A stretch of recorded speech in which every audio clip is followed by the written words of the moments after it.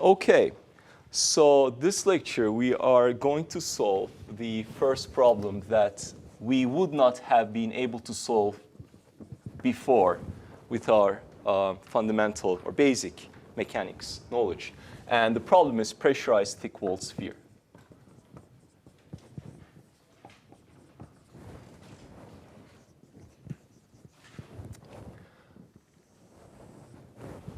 All right.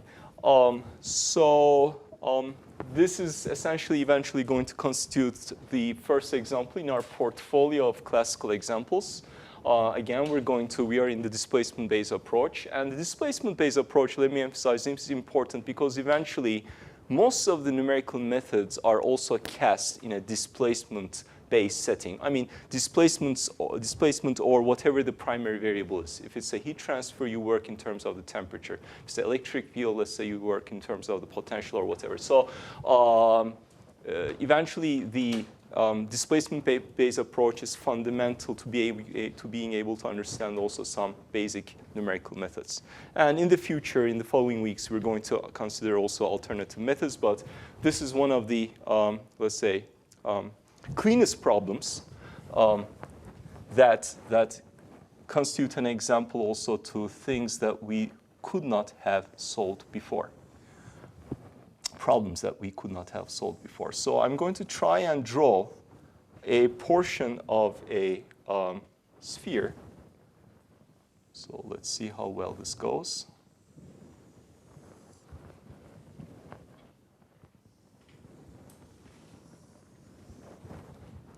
Okay.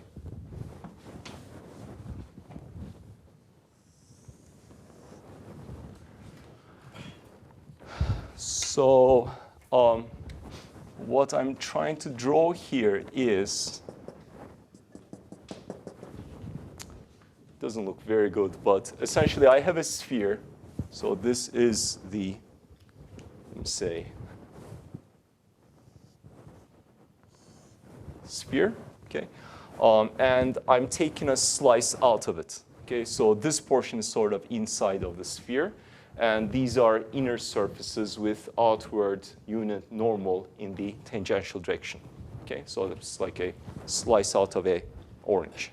Okay. So since I've taken that slice, so this is these lines, the red lines constitute the inner surface of the sphere, and these blue lines lie on the outer surface of the sphere. And let me make this also blue so that we know that's also a portion of the outside sphere. Okay. So on the outside, there is eventually a pressure.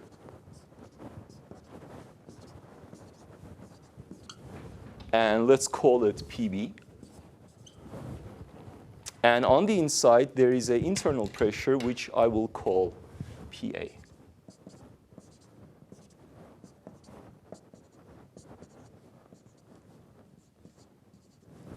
Okay.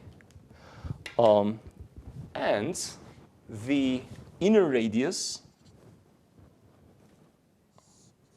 is A, while the outer radius of the sphere is B. Okay.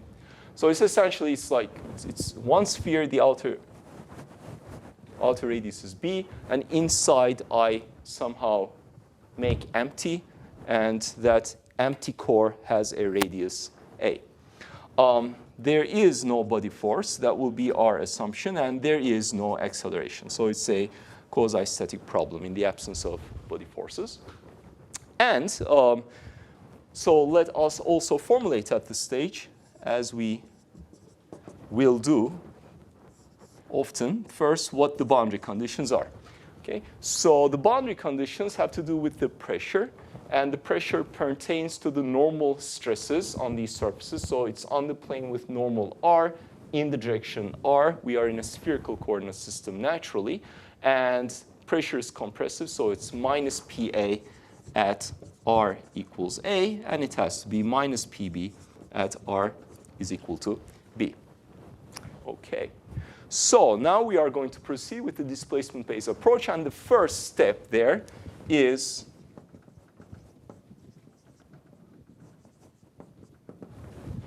to, as usual, I will first write the general representation of the displacement in this coordinate system with all the possible dependence on the coordinates as well.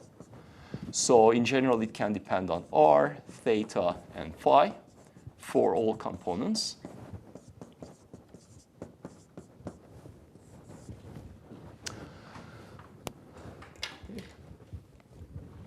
And then we look at the symmetry of the problem, and we need to simplify. And we simplify because if we don't, then the solution is not manageable, really.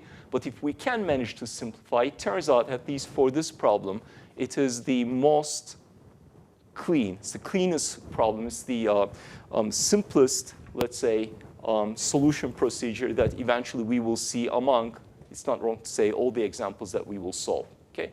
So, but for that, we first need to make simplification. And the simplifications are, due to the symmetry of the problem, we do not expect any tangential displacements. So these are gone. And again, we expect only a radial displacement that does not depend on the tangential coordinates. So there's only a radial displacement that depends on the radial coordinates. And let us call that capital U, which is going to be a function of r.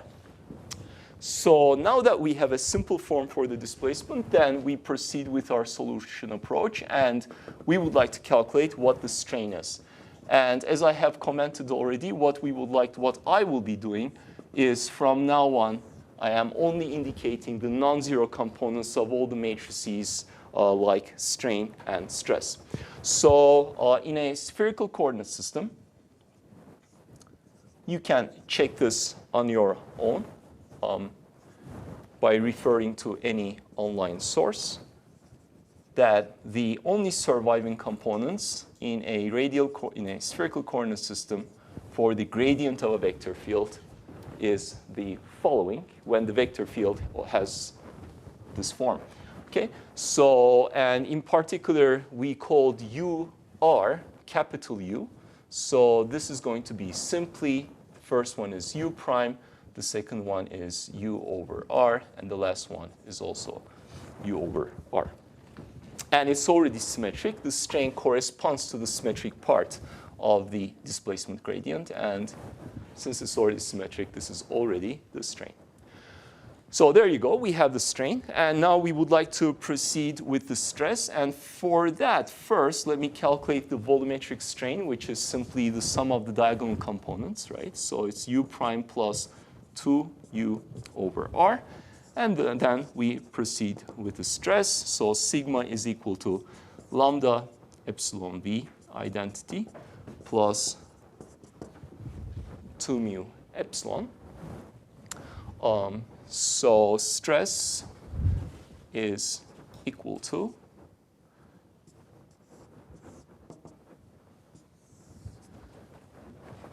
okay. So lambda epsilon v plus 2 mu.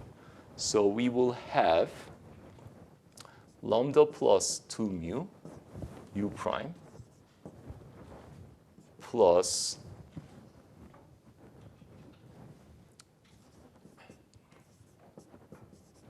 two lambda u over r, right? And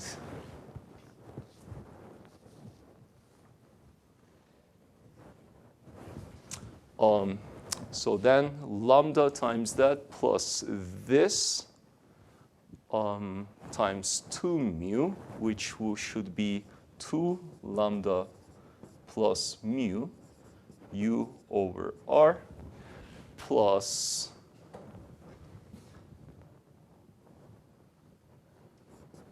lambda u prime, and the same for the last component.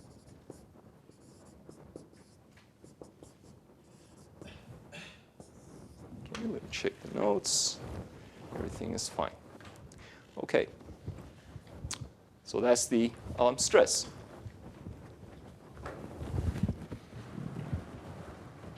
Okay, So we have the displacement, we calculated the strain, the stress, and then we sort of now close our loop in a displacement-based solution strategy. We close the loop by invoking equilibrium.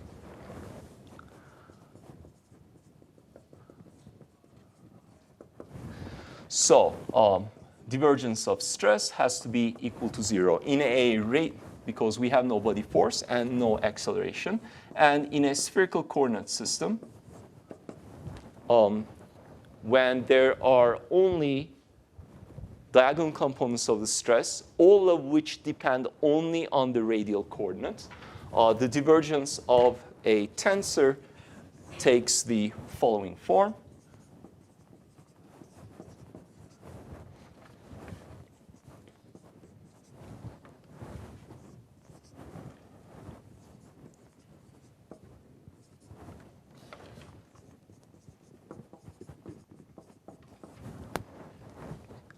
Zero, zero.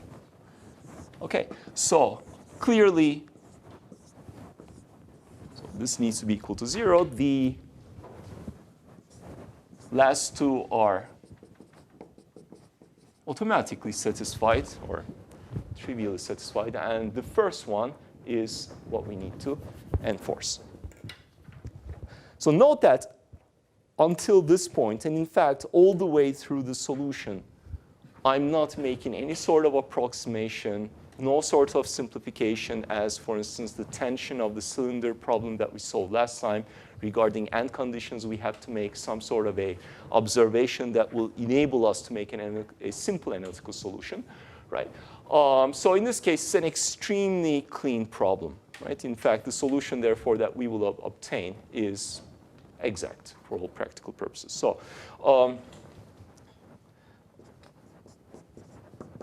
let's work now on this equality that we need to enforce. So in the R direction, we need, right, that expression to be equal to 0. And all I will do is I will take the expressions for the diagonal stresses from there and substitute them in here. So the first one is a derivative with respect to R. So lambda plus 2 mu u double prime plus 2 lambda u prime over R, and then minus 2 lambda u over R squared. Okay, so that is this term. And then I will write the remaining set of terms. Now, those terms, eventually you can see, so we're multiplying the first one, this one with 2, and then subtracting the sum of these. So when you do that, a number of terms cancel. For instance, we're multiplying by 2. We have 2 lambda u prime minus that, it will cancel. And similarly, 2 times this minus 2, these terms cancel. Eventually, all the lambda terms cancel if you're careful. So all you will be left with is this expression.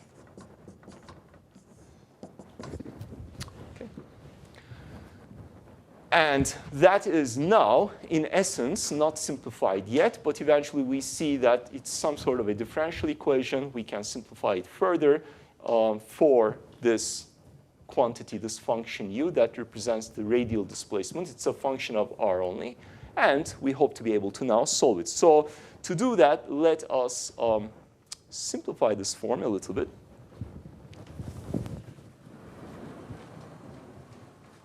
So I am proceeding in this direction. Okay. So let's see. We want to collect terms of equal order at this stage. So we have lambda plus 2 mu u double prime. Okay. And then 2 lambda 2 mu. Okay. So I guess that is 2 lambda plus 2 mu u prime over r. Let me know if I make a mistake. And then also minus 2 lambda plus 2 mu u over r squared. Of course, I can always check with my notes. And we seem to be in good shape. All right, so I'll multiply through r and simultaneously cancel this lambda plus 2 mu factor. So we have r squared u double prime plus 2r u prime minus 2u equals 0. Okay. And now this is the differential equation that we need to solve for. Okay. Now you can notice if you compare it with the previous problems, two problems that we solved, tension and torsion of a cylindrical cylinder. So the differential equation that we obtained there was very close, but not exactly the same. So this one is slightly different, and therefore now we have to solve it all over again. And we need to remember always how to solve this type of a differential equation. But eventually, why is it different? That's something we can easily comment on, because in the previous problems, we had cylindrical symmetry. So in this case, we have spherical symmetry. So the equation that you obtain often reflects the symmetry that you are dealing with. Okay? So now, the method, although the differential equation, it's different, it's still ordinary differential equation, homogeneous, and non-constant coefficients. Again, we will use, however, the same method. So the method of reduction of order. And the method starts, again, by, let's review it, by assuming that we know one solution. So that we need to find by inspection.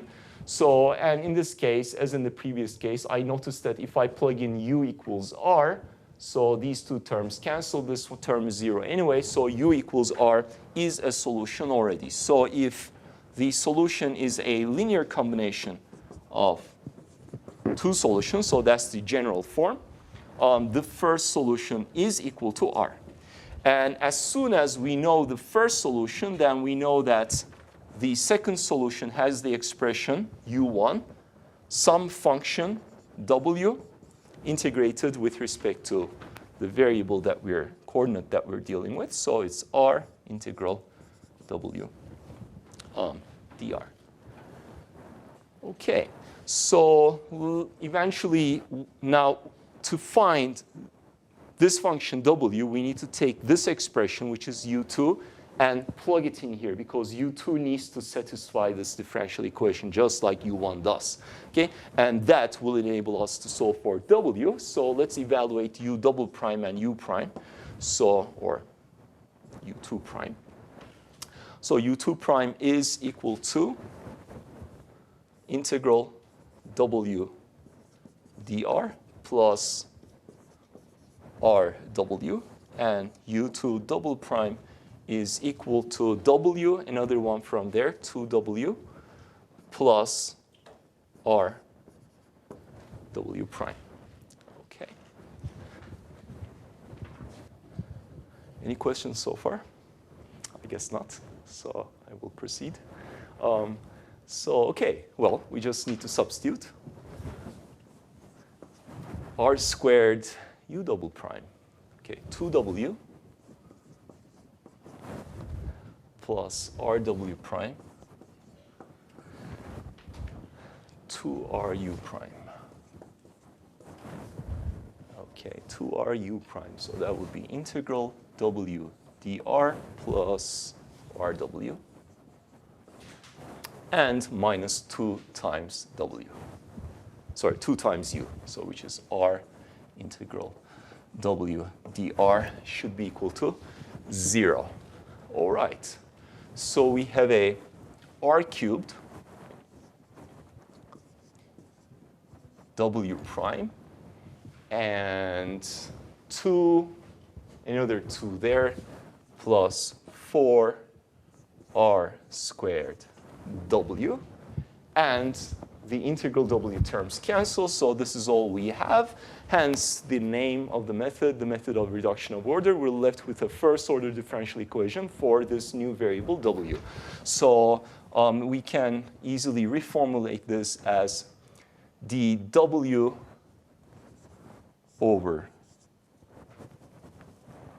w is equal to minus 1 over 4r.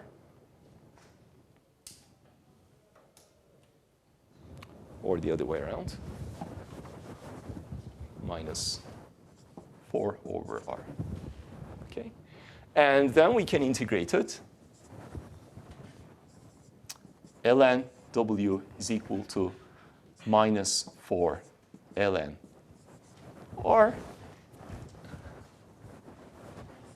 or w is equal to 1 over r to the power 4. Okay, so now that I know what w is, we can evaluate u2. u2 is equal to r integral w dr.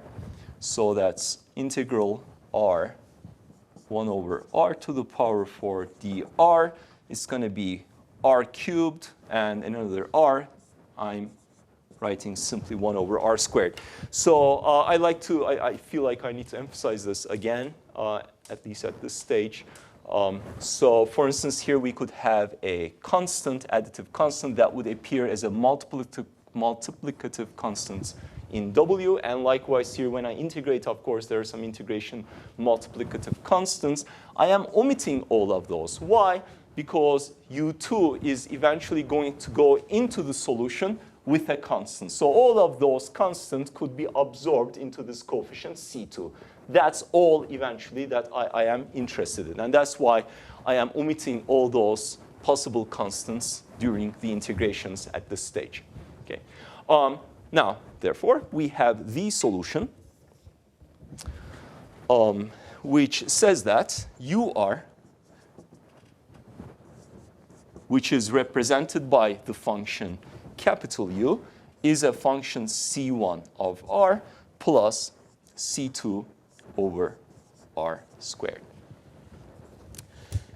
Now, in the tension torsion problem of a cylinder, we somehow regretted the fact that we put so much effort, let me say, into finding the second solution through this method of reduction on order. But eventually, in those problems, because R could go to 0, because we had a cylinder that was solid, okay, R started from 0 and went all the way to the outer radius. Because of that reason, and because of the fact that U, it represents physical displacement, it has to be finite, we had omitted that term. We had immediately said the only way this solution can be meaningful is if the second term vanished. Okay? And in that case, we had a C over R, 1 over R type solution for the second part. Now, in this case, however, okay, our efforts have paid off because the sphere is hollow. Okay? And so R goes from A to B, and therefore at the minimal value of R, this is already a finite value, and hence the second part is acceptable. So in this case, this is indeed the solution that we need to deal with. So I think it is so far it's going extremely clean, and we are essentially done with the displacement-based approach. Okay? There is only one thing left, right? So we started with a general form for displacement, right? By making observations. Eventually, we will be dealing with a alternative solution strategy based on the stress.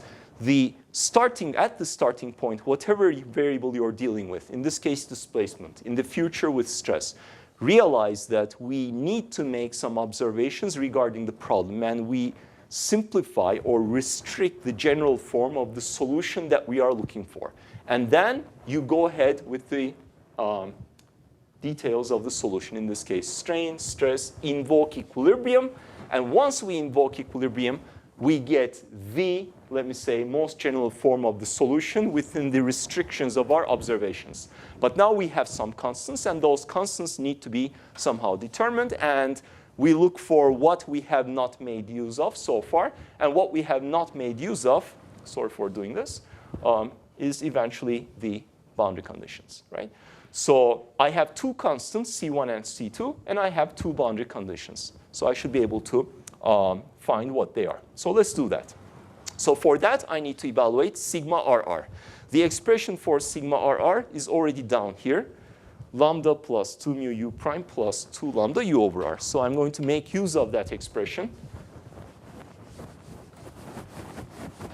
Invoke the boundary conditions and find what the constants are. So to determine C1 and C2, let's invoke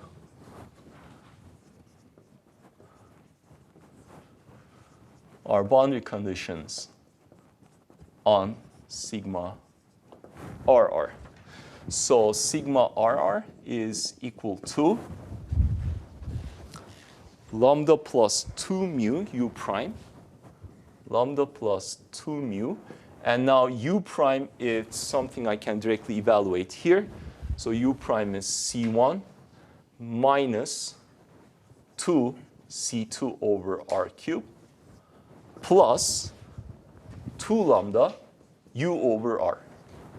So C1 plus C2 over r cubed.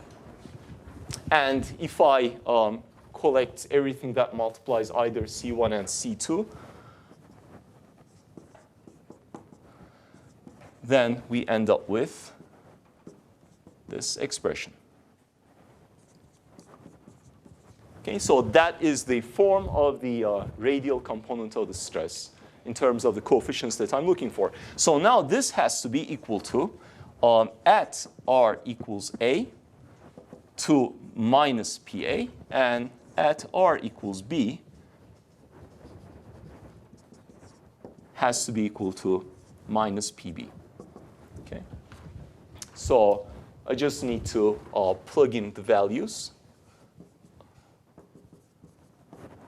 for r. So in the first case, 4 mu C2 over a cubed. And in the second case, 3 lambda 2 mu C1 minus 4 mu C2 over B cubed. Okay? So two equations for two unknowns. And hence, we can find our constants.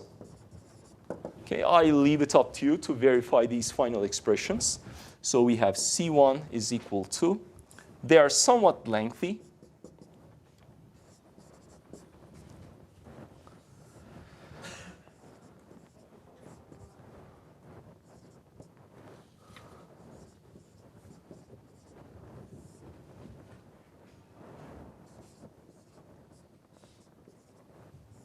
Okay, that's C1.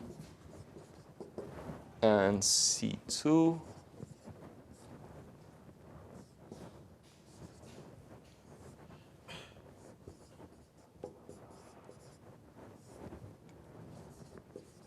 okay. So that's pretty much it. So let me double check just in case. I want to avoid any errors.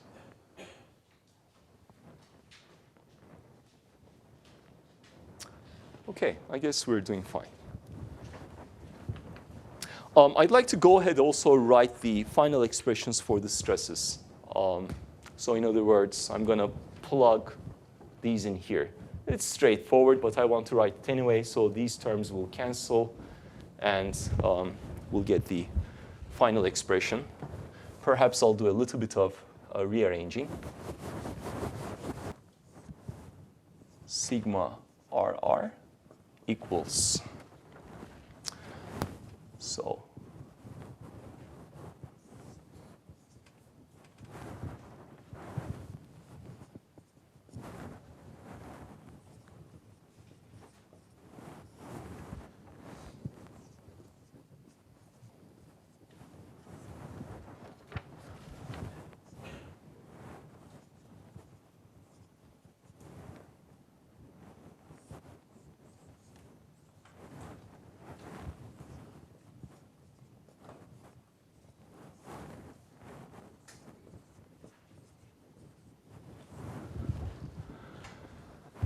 That's sigma RR. Now, we invoke the boundary condition through sigma RR. That's how we determine the constants. But we need to remember, and that's why I have not erased this board, we need to remember that the stress has a diagonal form. This is sigma RR. Sigma phi, phi, and theta, theta are not necessarily 0. In fact, they are not 0. So I also would like to write what those are. And they are equal to each other, as you see in the expression. And if you go through the calculations, you will find that they have similar form. In particular, the first parts are the same. And the second part differs through a constant.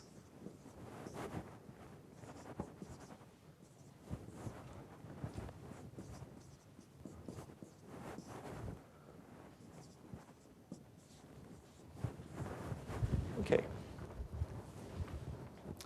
I'm going to also plot this shortly in a slightly simplified form. But of course, you can always check whether your results make sense. For instance, you can look at sigma RR and plug in, let's say, R equals, I don't know, A. And this has to be equal to minus PA. If you plug in R equals B, it has to be equal to minus PB, et cetera, right?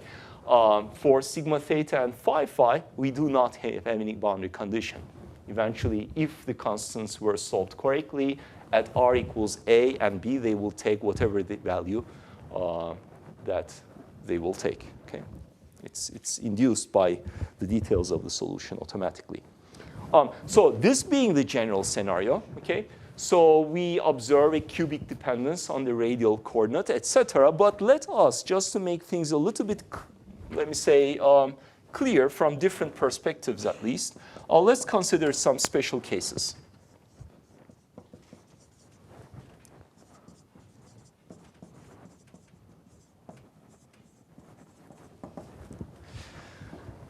So the first one, okay, a scenario that is extremely simple, which is when PA is equal to PB is equal to some constant pressure. So in that case, well, you can go ahead. So that's equal to that. A group cancels, so I have a minus P there. These are 0, so that term drops here as well. This term drops. Again, this is equal to minus P. And we obtain, therefore, sigma RR is equal to sigma theta theta is equal to sigma phi phi is equal to minus P. Okay? And that makes sense because it is essentially an object that is in hydrostatic pressure. Okay? And the stress in that case, it's a constant throughout the subject, object, and it's equal to minus the pressure. So that's the first case. The second case, it's actually eventually a problem that you will solve in a homework problem. And I'm just mentioning this to sort of demonstrate that, yes, we are solving this problem in a rather specific geometrical setup. I mean, how general can the solution get anyway? It's a sphere, has a cavity, et cetera, yes. But eventually, it can help us solve some problems that do not, at first sight, look immediately like the geometry of our problem. And in this homework problem, for instance, what you're going to solve for is you're going to have a relatively large object. In the problem, I frame it as a cast engine block. And when you cast something, let's say you can have a tiny air bubble, let's say, that is left in the, or some sort of gaseous filled, gas-filled cavity. And let's assume that that cavity that's left in the cast is of spherical geometry.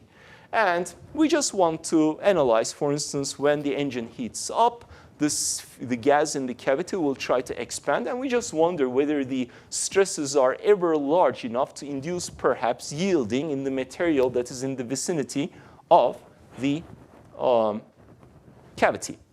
Okay? So if I take a spherical cut around that cavity and zoom onto that portion, what I see is that I have a geometry that is very similar to the geometry that I'm dealing with. There is a, let me say, a pseudo boundary, outer boundary of radius B, and there is a inner radius, which is the radius. But then we realize the following. Well, inside there is eventually some gas at some pressure, which we could perhaps eventually, depending on the temperature, determine through the ideal gas law. So I know the inner pressure for a given temperature, let's say. But what is the boundary condition here? Because this is not a real domain boundary. It's just something that I have drawn here to depict it, to make it similar to the geometry of my problem. So the way one can think about the problem in this case is that this is a pseudo boundary. In reality, I have a cavity that is so tiny that I can always prescribe some spherical boundary around it. Far from it, that spherical boundary is still perhaps relatively small with respect to the size of my of the engine block, let's say in this case, but much larger than A. Okay? So it's so large that, in fact, I can idealize it as being B going to infinity. In practice, it doesn't need to go to infinity. It needs to be significantly large with respect to A. And because all the pressure, the source of loading is the gas inside the cavity, and I am assuming, for instance, in this case, you can assume in this case, that the external loading is omitted presently, then the stress field eventually should decay until I reach the outer boundary of the engine block where there are no stresses. It's a traction-free boundary condition. And therefore, the pressure boundary condition on the pseudo boundary is so small that, in fact, I can say that PB is 0. Okay? So all of a sudden, we end up with a problem where we have a spherical cavity in a almost infinite domain. Inside, there's a pressure. Outside, or the radial stress essentially is rapidly decaying to 0. And it seems to be an entirely different scenario, but actually, based on our problem setup, we can solve for this problem as well. All I need to do is I need to set B over A goes to 0. And also, I need to say PB over PA goes to 0. Okay? And then I will obtain a limit solution. That's the second case. Just to demonstrate that, yes, it's a very specific scenario, but still it will help us solve some problems that are closely related. And the third one is perhaps going to be a little bit more interesting, because now you will remember that we have previously in a course considered a pressurized sphere. And in fact, in ME 231, we looked at a thin-walled pressurized sphere, and we had obtained, through a simple free body diagram, what the radial and, in fact, radial stresses were eventually omitted, what the tangential stresses were. Okay? So let's see if our solution under appropriate assumptions eventually is able to capture that specific solution. So in order to demonstrate that, I'm going to simplify this general solution a little bit further. So this was the first, second, and now that's the third specific scenario. I am going to let, just for the sake of the discussion for simplicity, PB is equal to 0, and I'm going to say PA is simply P. In that case, the solutions are slightly simpler.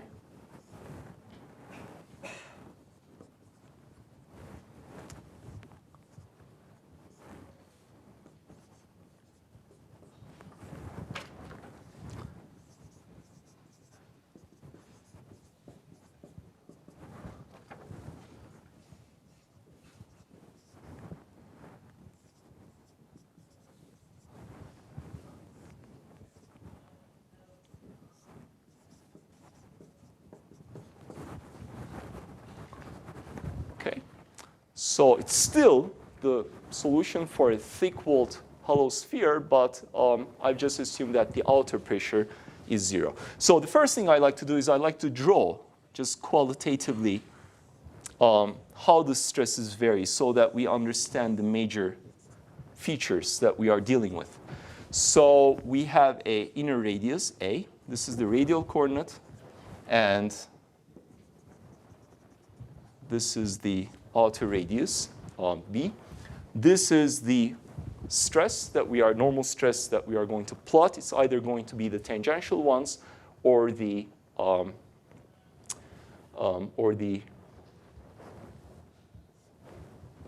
radial one. Okay, so let us start with sigma RR. So sigma RR, first of all, it is, so B is larger than R in all cases. At most, this is equal to 1. So this is always negative. At the largest value, R is equal to B, so it's 0. So it's going to go to 0. Okay? And of course, we know that because PB is equal to 0. That's the boundary condition, our sigma RR. At B is equal to, sorry, at R is equal to A, so we're going to have B cubed minus A cubed over A cubed, B cubed, everything cancels. Of course, we have to have minus B. I'm just checking whether everything makes sense. So this is minus P. And then we need to worry about how it varies. So it's a minus 1 over R cubed type variation. You can take one derivative. It's a 1 over, or you can take the slope. It's going to be positive. And you can take one more derivative. Then it's a negative value. So it means it needs to be looking down. And the slope is positive. And therefore, the function is perhaps something like this. OK, so that's sigma RR.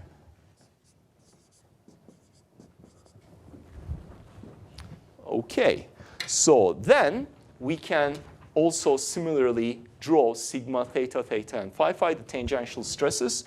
So if you evaluate at, first of all, R equals B, unlike this scenario, because I had a plus sign over here, the stresses do not vanish. It's still a finite value. But if R becomes smaller than B, this value increases. The value is always positive. Eventually, the solution looks like this. Okay? So that's sigma theta theta is equal to sigma phi phi. Those are the tangential stresses. Here, the solution is 3p over 2, a cubed over b cubed minus a cubed. And here, it's p over 2, b cubed plus 2a cubed over b cubed minus a cubed. Okay? So that is the, let me say, qualitative variation of the stresses. Now, one thing we can, before we proceed to the last step, and now the last step eventually we'll look at how the solution approaches the limit where the wall of the sphere is actually very thin. Okay? And what that means is a thin wall. It means that in our diagram, the one, we can either say that A is fixed and the outer radius approaches the inner radius, or the outer radius is fixed and the inner one approaches the outer one. Either way you look at it, we're talking about A being very close to B. Okay? Now, look at this diagram, right? What the values of A and B are.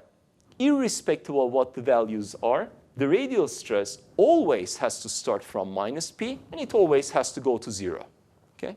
So this red line is really not going to change. Okay? So it's depending on the values of A and B. Qualitatively, perhaps the line looks a little bit different, but it's always minus P to B. That minus P to 0, that's the variation. Now, on the other hand, if you look at the blue line, right, there is a B cubed minus A cubed term. As B and A approach each other, this term, this point will move up. This point will also move up. There will again be some variation in between. It's not a constant. But essentially, they will rapidly increase.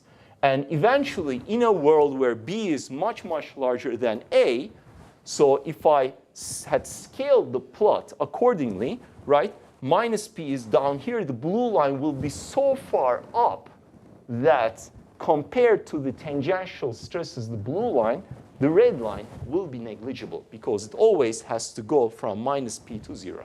Okay? So eventually we understand that in a thin wall setting, the radial component of the stress is really of no concern. What is the tangential component? And in fact, if we're a little bit careful and make some simplifications, we can also see that the terms for the tangential stresses are exceedingly simple. So let's consider this limit.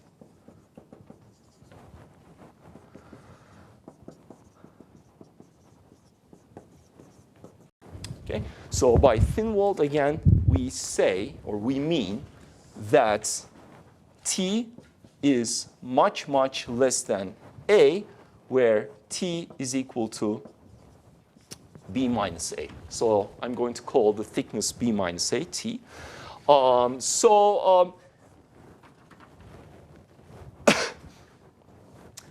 The appropriate way to proceed with such a simplification is to write the ratio T over A and let the ratio go to 0. Okay? And then we have this as the most general setting. And depending on the ratio of T over A, I could do, for instance, a Taylor expansion. And I could take various approximations to this exact solution for various orders of T over A. I can cut that solution at any order I want. I can take only the constant terms, linear terms in T over A expansion, T over A squared, et cetera, and eventually this is the exact solution. What I'm going to go for is the limit where T over A is really 0. So in that case, so that's, if you like, a 0th order approximation. And just to simplify my life here, and in that case, B is approximately equal to A, and the radial coordinate cannot really deviate from A so much. So I'm just going to take that as A as well. So this is my 0th order approximation. So I have some terms I need to simplify. B I can simply let equals A. R I can let equals A. Let's have a look at B cubed minus A cubed. So that can be represented as B minus A, B squared plus AB plus A squared. Okay, so that part is exact so far. I'm going to call this T. That's my definition. And now I am going ahead with the approximation. This is now approximately equal to 3A squared. So this is approximately equal to 3A squared T. So sigma RR, first of all, since R in a 0th order approximation is approximately equal to A, which is approximately equal to B, this term is 0. So which means for all practical purposes, we can omit that term. The radial stress is 0. And the tangential stresses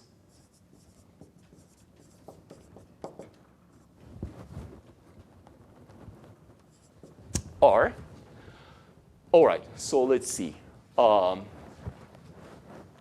We have PA cube, B cube minus A cube has that expression. So this is equal to A, that's equal to A. So that's a 1 over 2, 3 over 2. The 3's cancel. I'm left with a 1 over 2. And so it is equal to P times A squared cancel with A cube, PA over 2T. Okay. Which is the expression that we now remember from our ME 232 course, right, for a spherical pressure vessel. Okay, so that is the limit solution. And we have also shown that we can, as a special case, capture that solution as well. And indeed, as we have argued, because the ratio T over A is much less than 1, this quantity is much, much less than P, which is indeed why we are omitting the radial stress. Okay. So please make sure you understand this problem very well and cherish this problem, because none of the problems that we are going to solve from now on are going to be as simple as this one. or let me say as clean as this one. It's not simple, but it is very, very clean, free of any assumptions and simplifications except this first beginning step, which is, of course, a very reasonable step. So next time when we meet, I'm going to solve the cylindrical counterpart of this problem. And that problem we have also solved in a thin-walled setting. And for that case as well, we're going to obtain the general solution. That one is a slightly more messy problem because we have eventually some end effects that we need to consider. All right. And, but it is a quite instructive problem. And eventually, we will have a chance to compare with numerical solutions as well. Right? So that is all for today. And thank you.